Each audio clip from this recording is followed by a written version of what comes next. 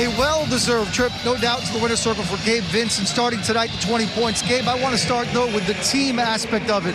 Even Coach Spoelstra said before the game, look, we don't want to shy away from competition. We know we've got ahead, especially this week with these Eastern Conference matchups. How much was this a statement for you guys to start the week with a win like this? There's a lot. We're playing a lot of top teams in the East this week, and starting out with Chicago. We want to get a win. We want to come out here and set the tone for the week we're going to have. You talk so much about DeMar DeRozan pregame. Everybody was asking, how do you slow this guy down? 10 straight games of 30-plus points. You hold him to 18 tonight. I know it takes a team effort, but how did you get it done? We said multiple things at him. We blitzed him. We sent random doubles, and, we just tried to give him everything we had and just try to make him uncomfortable. He made some tough shots tonight despite it. But like you said, we kept him under that 35, and we came out with the win, so it was big. From your perspective, Gabe, you come in, we've talked about all season long, when you get the opportunity. Kyle, out tonight, obviously you wish your leader was out there, but what's the pride you take in not having a drop-off? You get 20, you get the offense going, you have a night like this and a win. It's fun. Opportunity comes, you want to take advantage of it. And that's all I try to do. I just try to help my team win. And obviously we miss Kyle. We can't wait to get him back. But, he's still leading from afar, still in touch with me, still inspiring me, motivating me, and being in my ear. So he's been huge for me, and like I said, we can't wait to get him back. Well, he was in your ear tonight in a big win. We'll see you Wednesday night, Thursday on the road as the big week continues. Appreciate you. Thanks so much. Here with Max Strus following the Heat win over Chicago. 13 points for you, Max, off the bench. But overall as a team, you guys knew going into this game the challenge you had ahead of this week. Eastern Conference teams that are right around you in this conference. What does it mean to get this week off with the kind of performance you had tonight? Huge. This is a game to separate ourselves. They're the other team at the top with us. So, being one game ahead, we wanted to make sure we got this one and, extend that to 2 games. So, we know we got a tough week ahead of us. So, getting off to a good start with a good win here at home was huge for us. You mentioned good start. Those words apply not just to this game of winning it, but to this game itself within. What is it about this team when you get going? You can just tell that energy starts from the front on offense and defense, and it did tonight. Absolutely. I think it starts with our defense. Getting stops, and that just leads into our offense, and we push the ball, and we're lethal when we get moving fast and pushing the ball in transition. So, when we get off to good starts on defense, it's usually a good sign for us. I'm curious for you. I know you're a few years removed from it, but having started your career in Chicago, being an Illinois guy, being a DePaul guy, does it still mean something? And what does it when you play the Bulls and win them in a big game like this? It feels great. I don't got much else to say, but it felt great. I think we can read between the mask and the lines. It feels good. Why not? It should feel good. And for you, what felt good too? I know that was the opportunity to have the Inside the Heat, and I'm only mentioning it because I got to see it the other day and it was great. Yeah, thank you. And it's being aired again tonight after our show. I'm curious, did you get to watch it and what'd you think? I have seen it. It was awesome. They did a really good job with it, and I thank my family for setting their time and doing that as well. But as you can tell, we're very family oriented, and it was special to see that. And now a lot of people around the world get to see it as well. So I thank the Heat for nominating me for that, and that's about it. I got to give a shout out to your parents, by the way. I met them the other day, and they were the nicest people, the kindest people, but they were so proud of you. That's got to be a good feeling. Even being an NBA player, living out your dreams, that your parents are still like, that's my son. Oh, yeah, they love it. They're retired. They're here all the time. Yeah. So got the best parents in the world. Yeah, well, listen, I know that they're proud of you, and they got to enjoy their son get 13 tonight, get a win. We'll see you Wednesday night. Yes, sir. Thank you. Getting back to the game, obviously we knew the stakes, teams on top like that. And maybe even statistically, it wasn't dominant by Bam or by Jimmy, but it seems like you guys defensively came out like a bunch of rabid dogs. What was it like to watch that at the start and really throughout defensively with that intensity? Yeah, it's more just about competition. It's not necessarily what, everybody thinks, 2 teams in the standings and everything. It's a respect, for the Bulls and what they've been able to do, and they're a great, not just a good, but they're a great offensive team. So that'll, catch your attention, pretty quickly when you're going through the prep and everything, because they're also a team that, our guys have seen and watched and, seen what DeRozan's been doing and Levine and the rest of the crew. But the core of Jimmy and Bam and PJ, just gives you a lot of dynamic, multifaceted, positionless defenders that can cover a lot of ground and also have the experience and the savviness to be able to, defend, highly skilled offensive players. So that what they're able to do, is not easy. But they make us really unique and dynamic defensively. Eric, you've talked a lot about Gabe's development, but just the poise that he's continued to show, and sort of the understanding of when to attack and when not to attack. If you just not just to training camp, but just to the start of this season, how much growth has there been? It's been exponential. He really works at it, and he's humble. He's a tireless worker, but he studies and works with the coaching staff and EG, constantly on his reads of the game, understanding context, time, score, flow, who he's on the court with, whether he's starting, which is different than when he's coming off the bench. We've thrown a lot at him, but he's been open to that. And in the moments of truth and when there's pressure, he's really been steady where he doesn't just jump to his instincts, always, where, he's been a scoring two guard probably his entire life. And that's really a credit to him and understanding that, to impact a team that is a winning team, you kind of have to morph into a lot of different kind of roles. But you have to be open to it. And he is. And with Kyle out, it changes up the menu a little bit. He can be a little bit more offensive minded. But still, to your point, like during the flow of the game, sometimes it just calls for him to get the ball to Jimmy or get the ball to Bam or to Tyler with the second unit.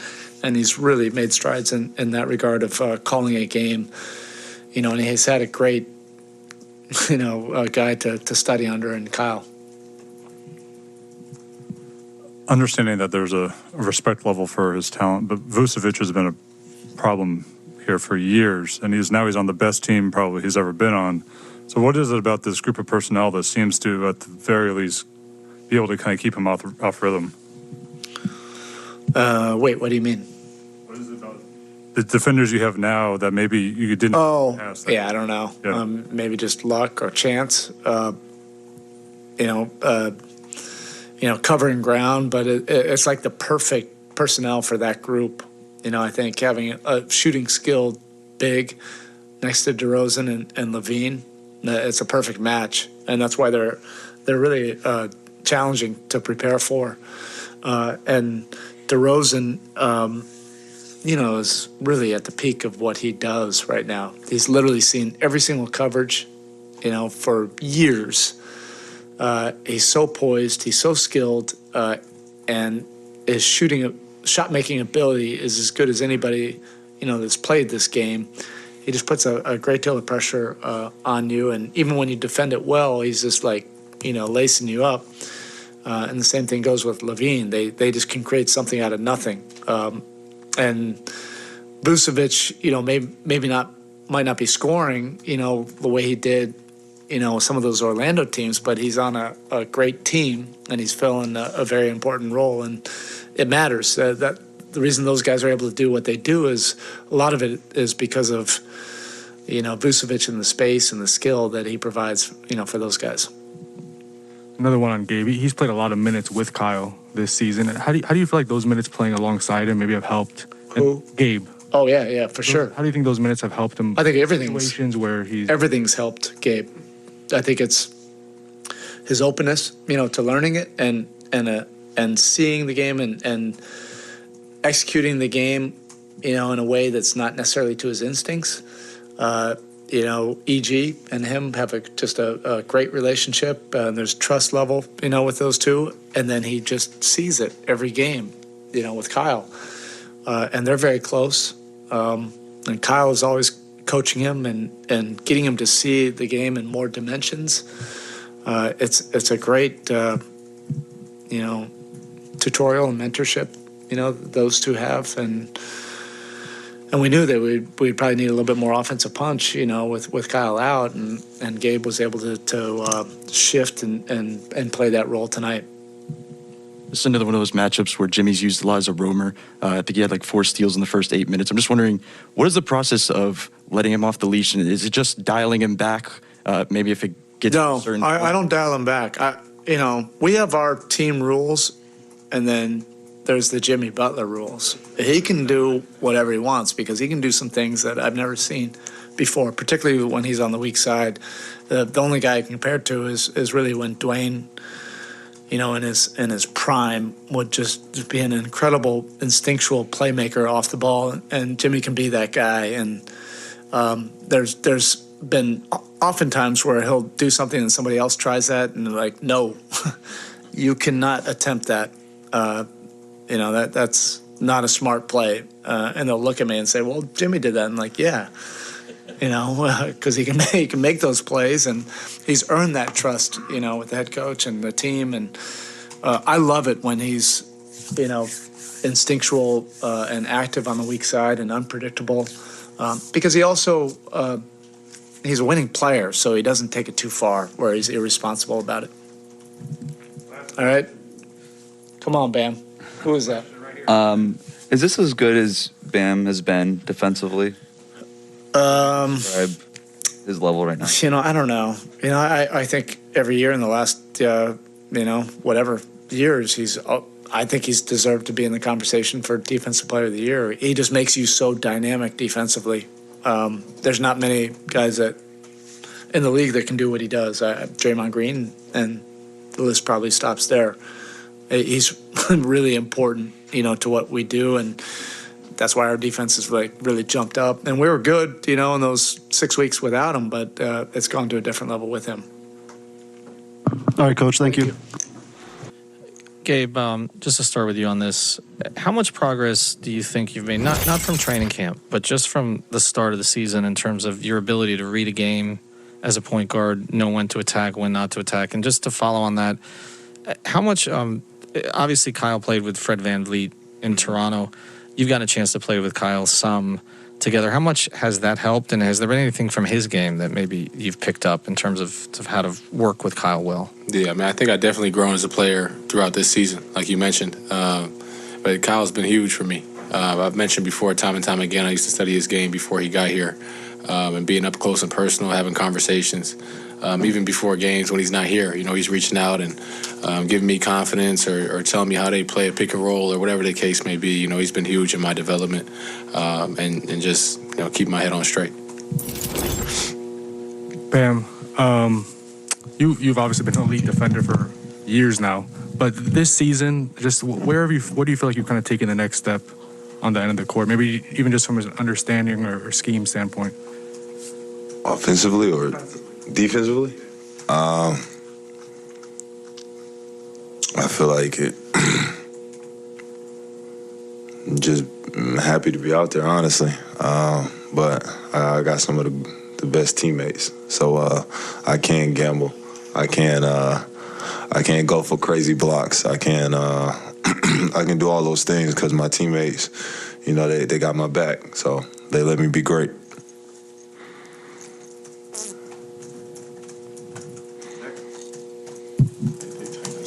Speaking of that, Bam, Coach was just talking about Jimmy sort of gambling for steals, which when they work, they obviously trigger the transition and get you going. When they don't, they leave you more as the backstop and having to cover. I guess for both of you guys, what's it like playing with a risk taker and knowing that sometimes he does, sometimes he doesn't, and and when he doesn't, what's it like sort of saying, we got your back, you be you? We live with that result every day. In my opinion, we need that type of player, a risk taker. So if you get 3-4 of those in a game, that can change a game in the fourth. Or he get timely steals like that in the middle of crunch time. That's a momentum swing. So we live with those results. I think it's just important that we allow each other to be our best versions of ourselves. We're not going to take that away from them. It's what they do great. It's not everyone on the court trying to gamble and go for crazy stuff. It's something they do well, and the success rate is high, and we know that's what they do. So when they go do it, we're prepared to pick up the slack and get them until they can get back into the play. But I think we've seen time and time again, more often than not, it's pretty successful. Gabe, if you're going to sit there with Bam, I'm going to make you talk about him, but he had a play. I'd love to. Let's do it. He it. had a play tonight where he was defending the ball handler in the pick and roll. He threw the lob, and then Bam somehow blocked the lob behind him, too. Yeah, as he should. Right. Defensive player of the year. You should definitely do that. Ask, is he making a case, do you think, defensively for some pretty serious awards? Absolutely. I mean, there's not many people in this league, I think, that can guard 1 through 5 truly. You know, I don't think anyone's worried or go send help for Bam, whoever he's guarding. That's never something we're doing, and people aren't going out of their way to get the matchup on Bam. Everyone knows what he's capable of. Athletically, he can, like you said, guard the ball handler in the pick and roll and then go get the big. Like, I was standing there like, what am I even doing? You know, like I should have been doing something, but Bam came in and saved the day. So, absolutely. Tyrell, this role you're on right now, was it a matter of maybe getting that time off? I know you didn't want the knee, but sort of getting a chance to reset. And the way you've come out, you've almost personally outscored other teams' benches. Sort of, what's this feeling these last 3 games back? Has it been refreshed? Has it been because you're being aggressive or attacking? What's triggered this? I think the break, helped for sure. The All-Star break's always good for everybody, and then I had an extra couple of days, with my knee being sore. So it was like a gift and a curse at the same time. I feel, good, ready to keep playing and ready to finish out the year. So I'm just trying to keep it rolling and stay confident.